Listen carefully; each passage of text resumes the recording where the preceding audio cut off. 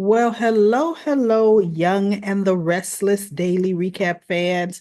Today's 3-week recap is from, let's see, February the 10th all the way to February 28th, which is yesterday, Friday. Not a lot happened, y'all, in those 20 days. Not a lot happened.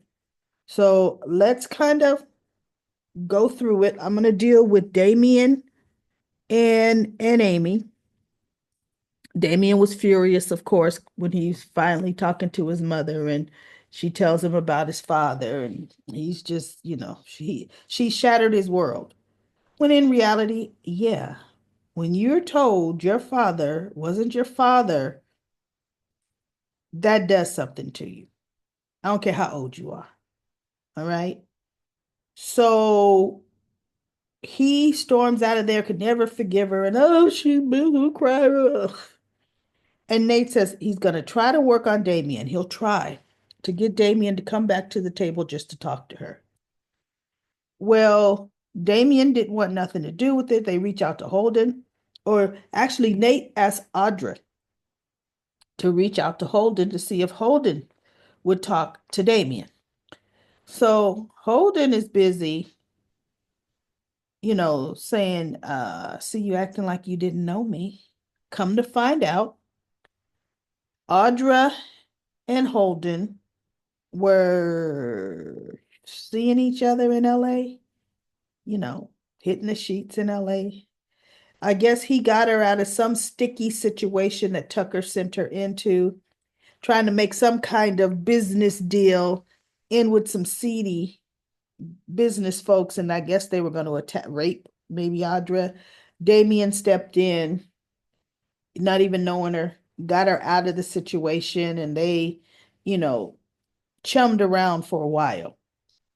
Now, that story in itself, it's nothing. So why couldn't you tell Nate something like that? Hey, well, she'd like me, hey, that ain't Damien, that's Holden.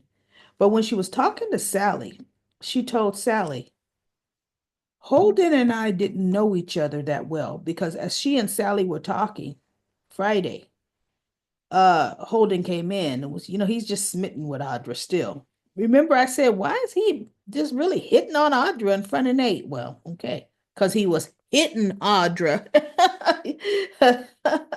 and not in the fist hitting, years ago. So anyway, Audra told Sally. And so she says, when I saw him first, I honestly thought, okay, we didn't know each other that well. Maybe he was lying to me and told me his name was Holden when it was really Damien. She said, but then it became apparent that no, he was um definitely Holden. He worked for Damien. And so Sally's like, okay, so why didn't you tell Nate? She goes, because you know what? It was messy. The situation I was in. I don't know. My first instinct was to not say anything. But no, she goes, I had to come clean with Nate because it's obvious that Damien and Holden are sticking around. So anyway, back to Damien. So Damien and Holden were gonna leave that night. They were at the coffee house talking. So Holden was leaving to go get packed. Damien was gonna leave and go do the same. Damien's leaving out of the coffee house. Who comes walking in? And he catches sight of her, and the world stopped. Lily.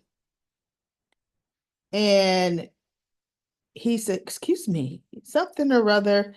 He introduced himself to her, and she's like, yeah, okay, what'd you say your name was? And he goes, oh, my name is Damien, whatever his last name. And she goes, oh, I know who you are.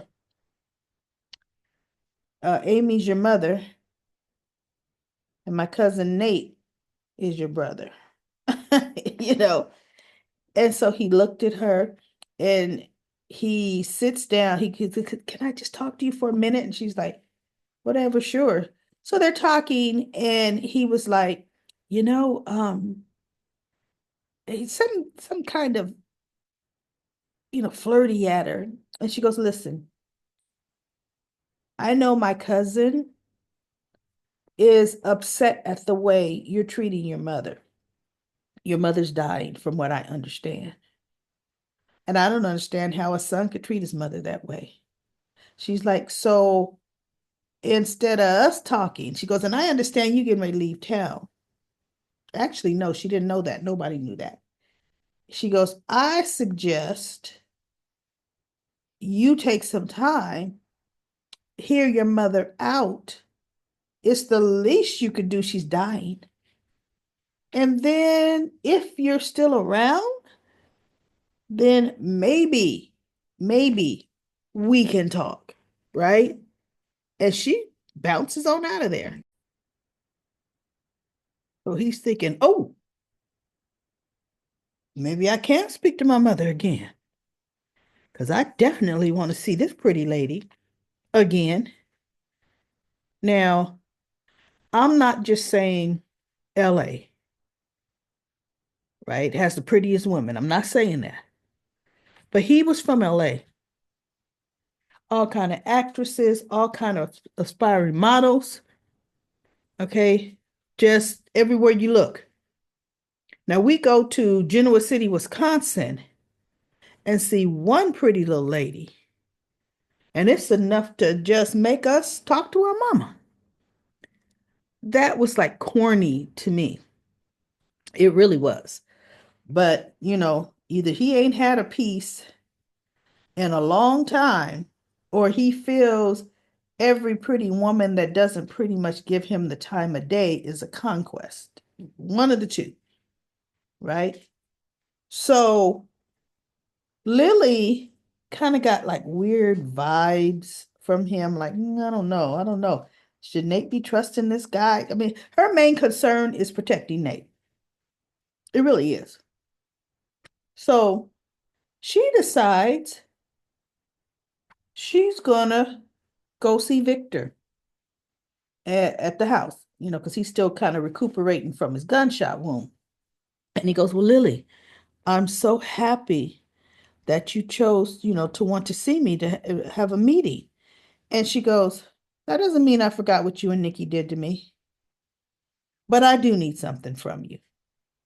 And he looked at her, and she told him his name is Damien, whatever it is, because I forgot Damien's last name.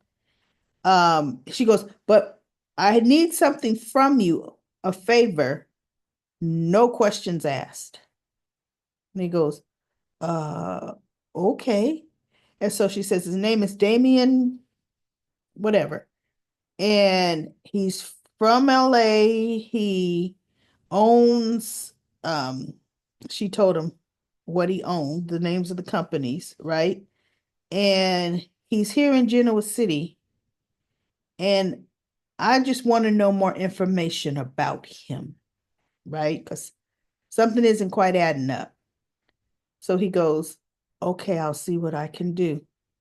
And he goes, and Lily, I'm so happy you came to me, because Nikki and I, we really want to mend fences. But first she goes, okay, so what is his business in Genoa City?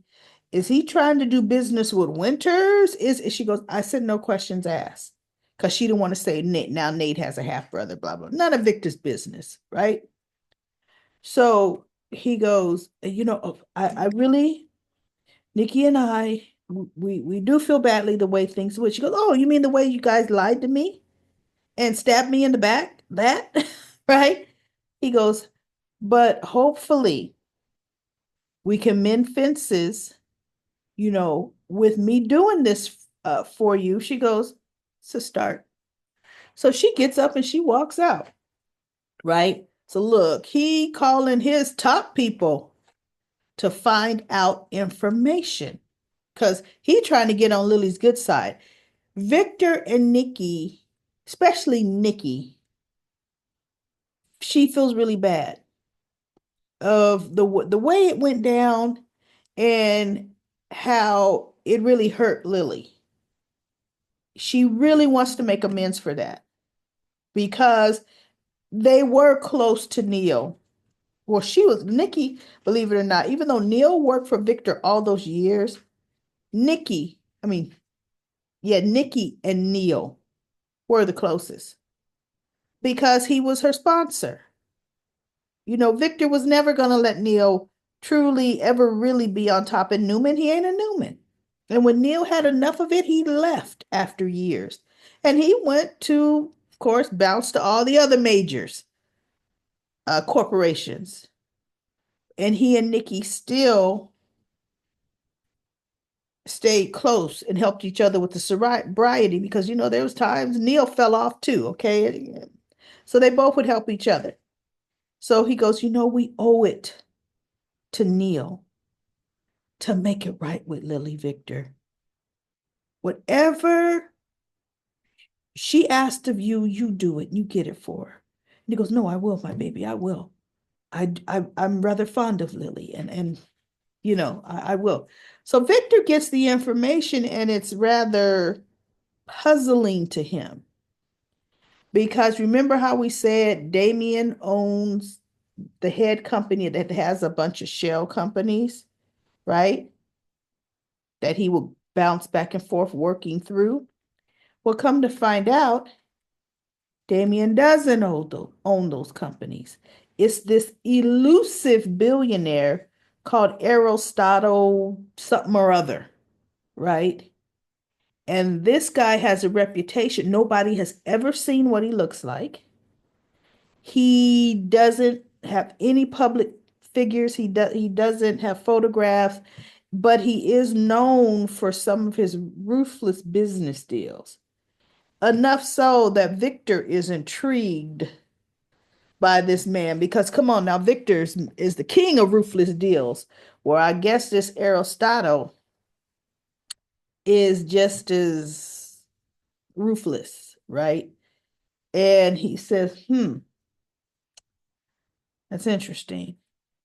So he calls Lily back and he gives Lily all the information. And he goes, Damien does not own them. It's the companies he works for, Aristotle, whatever his name is. And he gave him a little background. He says, now, is Damien trying to acquire something from Winters? What is the business or the interest they have in Winters? And Lily says, remember, I said no questions asked. And he says, yes, I do remember that. He says, but I just want you to know, Aristotle has a reputation. Be careful. Right? And she goes, thank you, I will. So now Damien asked Lily to meet again. He did say that he would meet with his mother, and he does. He tells Amy he would speak to her again, and Nate was there.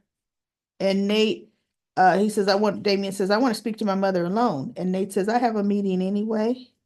I will leave you two to talk. He goes, and then if you had some time, Damien, I would like to talk to you too. And Damien says, you're on my list of people to talk to. So Nate leaves. And then we have to go through the painstaking conversation. Amy's like, just tell me, what did I do? What did I do to cause you to hate me so, to cause you to want to cut off all contact? And he goes, because you let my father die. And she's like, wait, what? And he says, when my father was dying and needed you the most, you were never there. You abandoned him.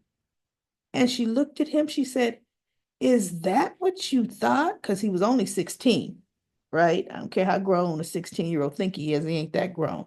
She goes, is that what you think was happening? He says, I was there. I know you weren't. I even would skip school, especially near the end, because I did not want my father to die alone. And she says, oh, Damien, she said, there are a lot of things a parent doesn't tell their child. He said, your father, and I didn't know, he let the insurance lapse. And in my mind, I'm thinking, which one? Life insurance? Because if he let the health insurance lapse, then that would be quite expensive, you know, for medications and everything else. She said, it was only me, Damien. Your father was no longer bringing in any money, and he hadn't been as the illness got worse. She said, just to keep us in our home, Damien, I had to take a second job to keep a roof over our head, to keep food on the table. And he's looking and he goes, well, I didn't know that. But I do know Dad needed you and I needed you. I mean, during that horrible time, I could have even just used a hug and you were never there. And she said, I had to keep it together. Yes, knowing your dad was dying, that Jackson was dying. I have been married to him for years, what, 16 years. And I could not allow myself to break down, Damien, because if I broke down, then I couldn't continue to work those two jobs. Now, maybe you perceive that as emotionless and me not caring, but I mourned when your father died. But I had to do what I had to do to keep us going and this house going. And then that's when he's like, well, I resented you. And then when he did die, I hated you because I felt you let him die. I felt he died of a broken heart because you weren't even there at his bedside. Right. And so anyway, they kind of not hashed it. Well, they hashed it out, but there's no immediate resolution when you're dealing with years of resentment. And so she was just saying, Damien, you're my son, and I loved you. I love you. And I don't know how much time I have. I just want your forgiveness. And I'm thinking something to me still is missing because even when Amy was talking to Devon, she said Damien would come back and she would give him money and he would disappear again. So, maybe that was him coming back, making her feel guilty, getting money and leave. I don't know. Right. So he says, look, you, I mean, now I have a better understanding why you weren't there.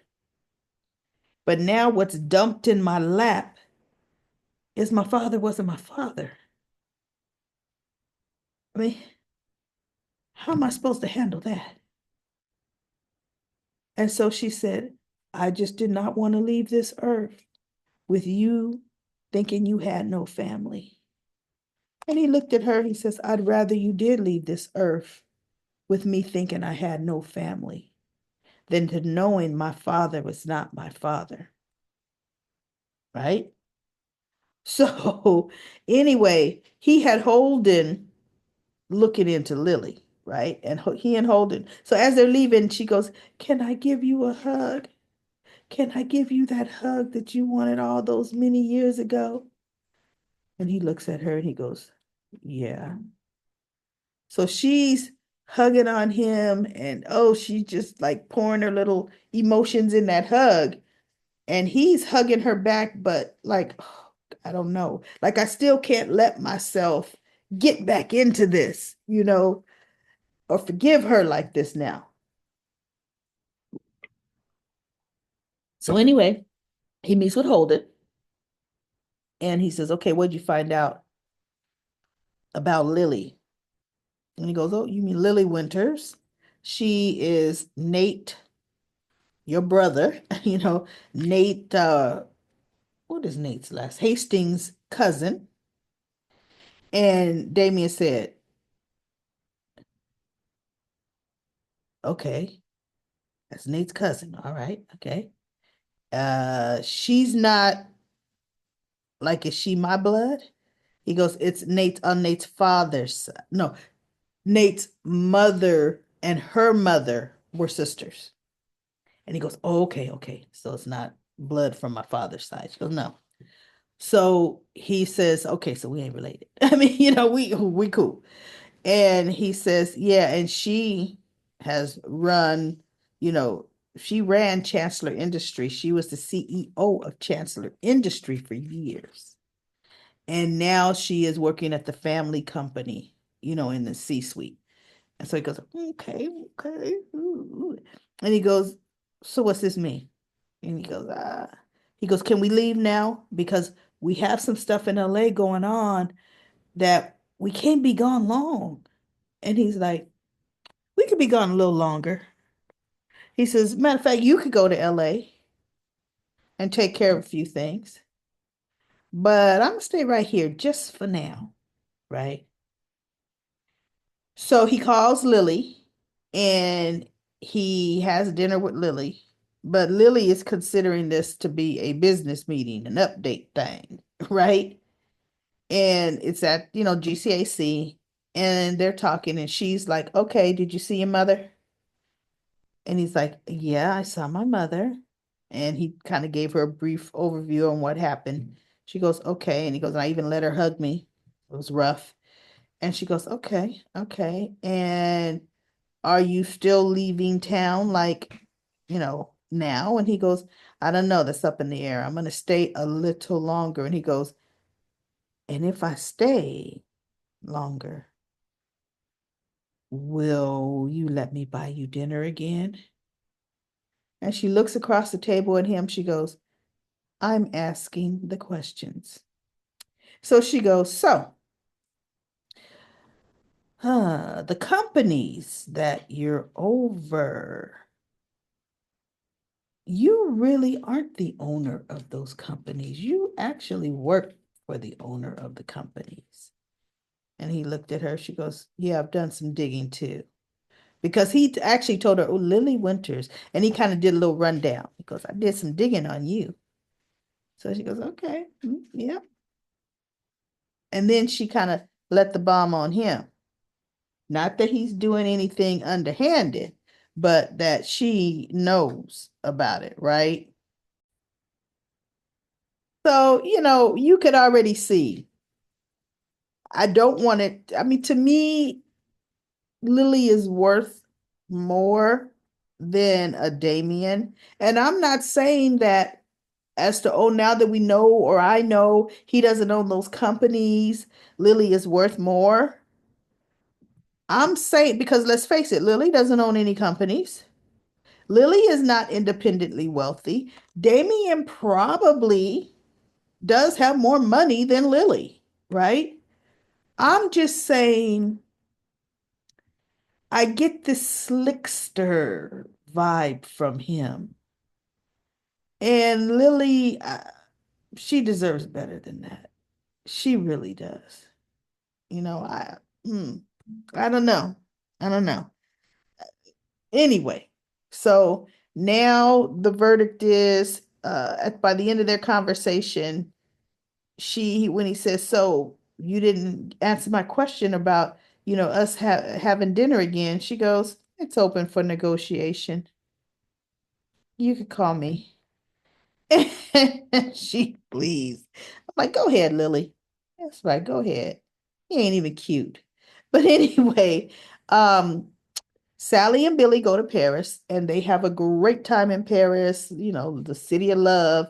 Phyllis is bugging them like there's nobody's tomorrow, blowing up Billy's phone over every little thing, especially when Daniel did say he will work for the company. And Phyllis had to call and tell Daniel and, tell Billy about the whole situation. And Billy's like, Phyllis, how much of all of this can wait? Great. It's great Daniel's going to join us, but how much of all of this can wait until I get home did you not get? No, I just wanted you to know, and I'm working on a lot of good things and blah blah. She kept wanting to talk. He goes, you know what, Phyllis? I gotta go. We'll go over this when I get home. We're on a whole different time zone here. I gotta go. And he pretty much hangs up on her. She's like, oh, well, oh, okay, right? So we go into Valentine's Day, and that's a wasted episode. Everybody daydreaming about everything. Adam daydreaming about Chelsea coming um around, falling for him. Phyllis daydreams she flies to Paris, shows up on the Billy's door because Sally's already flying back to the States to tell Adam how she feels. And she is there for Billy. She's eating some of their Valentine's Day stuff, and Billy's like, wait, what? And then who else? Sharon's daydreaming about Nick. It was just the wasted when they all wake up, nothing was the way it was. I can't stand that. You wasted my time. And then somehow we go to Sharon and Phyllis are missing. Summer and Daniel are worried, but because she's supposed to meet them for breakfast that morning, she does not show up. The whole day goes by. They haven't heard from her. So Summer talks to Chance and says, it's not like my mother. And Chance says, well, it's only, Phyllis could be, your mother. It hasn't been enough time. And they keep calling, it goes to voicemail. So the next day goes by. No Phyllis. They haven't heard. She hasn't returned, not one call, one text. They're now really worried. Now, flip the script. Nick comes into the coffee house, and Summer had told her father that Mom is missing. Have you heard from her? And he's like, no, I haven't heard from her. But he goes, your mother.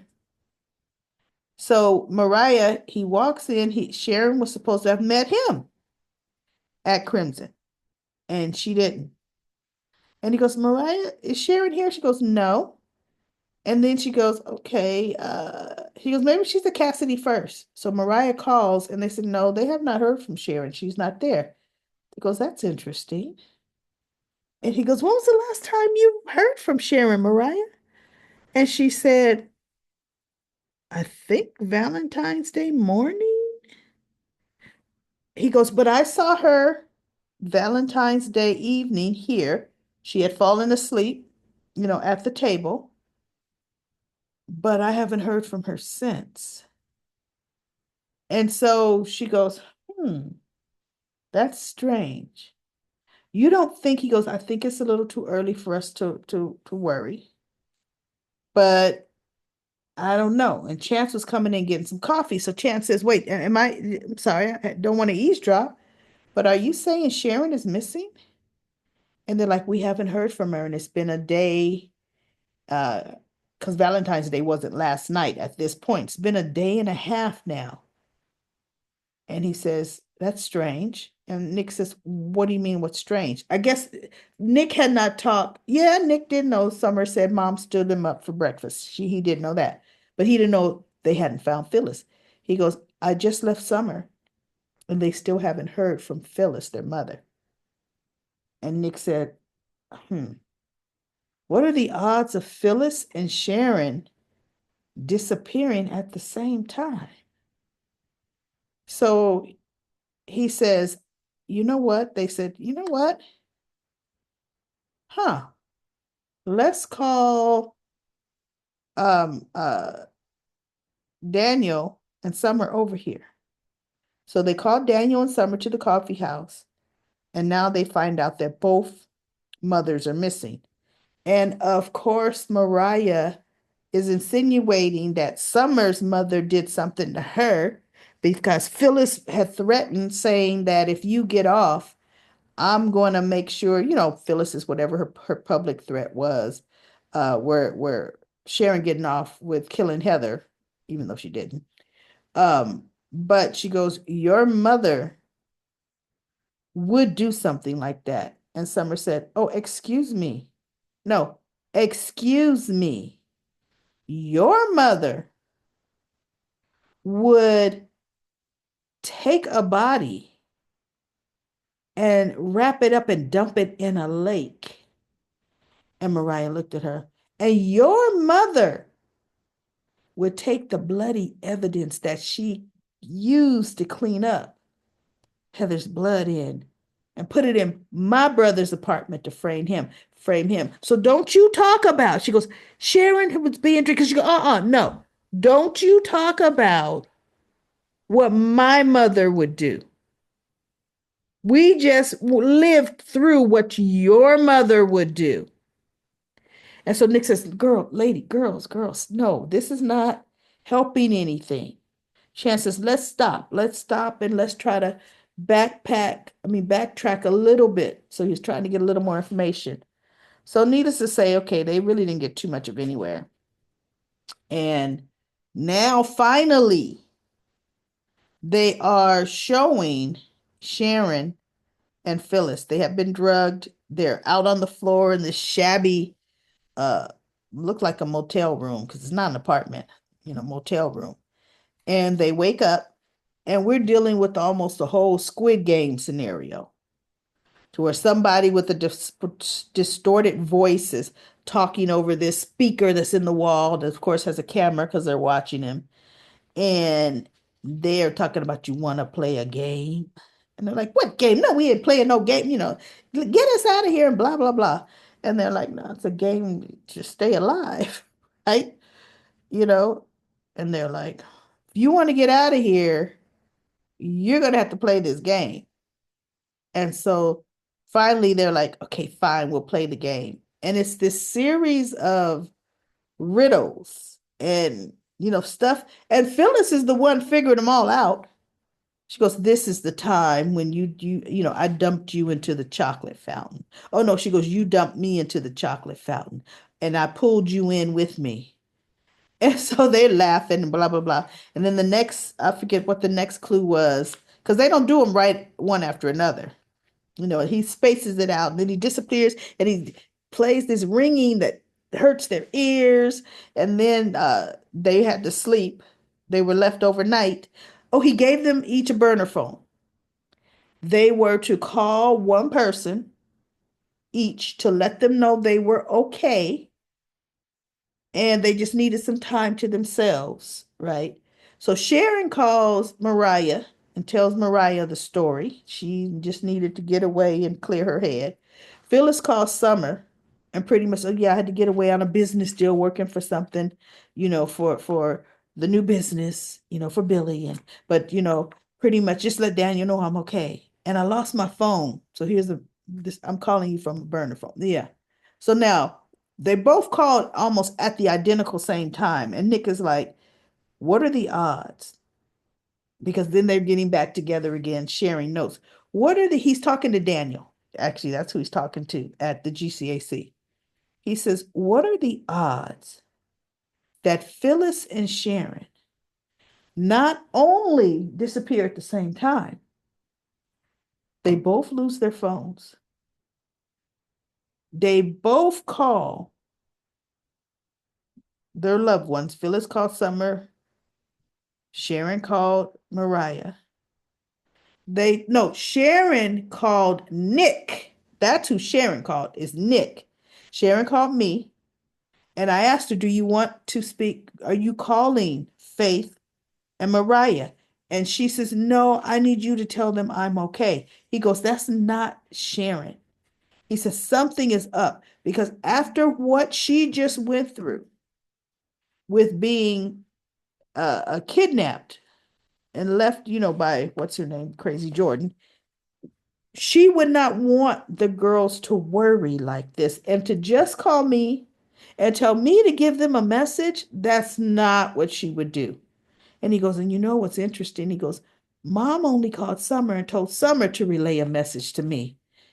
He goes, "She would have called me because she's been in constant contact with me, worrying about, what I've gone through with Heather." And he goes, "Hmm." So Nick says, I can't quite put my finger on it, but I don't know. I don't have a good feeling about this. So now it was so funny when Sharon and Phyllis woke up, they're in each other's arms. Sharon is leaning against Phyllis because they only have the one little couch, you know. And then the guy has this big old alarm clock going off loud and it wakes them up and it startles them. And Phyllis is like, I can't do nothing without my cup of coffee. And Sharon's like, well, we don't have coffee here, Phyllis.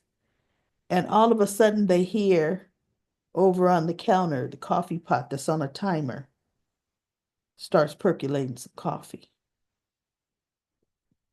And so Phyllis gets her cup and she brings Sharon a cup. And Sharon is like, why are you being nice to me? She goes, what do you mean? Why are you bringing me some coffee? She's thinking, is this stuff poison? Phyllis looks at her and she sips her coffee. Here, Sharon, you need some coffee, right? So they both come to their senses that they can't keep sniping because they were arguing, sniping, and Phyllis says, we're gonna have to work together.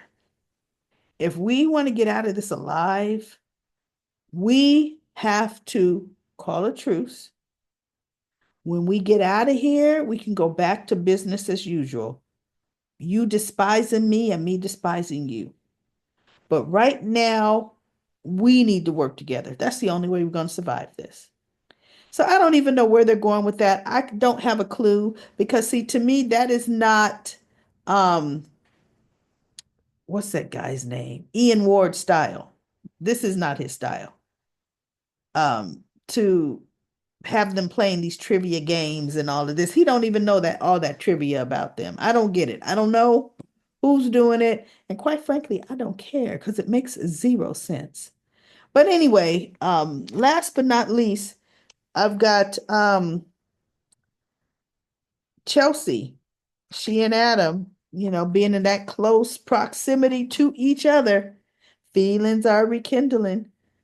She ended up admitting to Adam that, it does feel nice because they had family night with Connor and had popcorn and he's thriving and happy. And she goes, I can't believe it, but I feel quite comfortable here. I thought I would feel like I'm living in Victor Newman's house. She goes, but you know what? It does feel like my home, you know? And I was thinking, okay, I could believe that, but you didn't change some of that ugly dark furniture that they just threw in there? Chelsea, you're a designer. Do something, right? But anyway, whatever. But that's it, everybody. Oh, Billy, he is lying to everybody.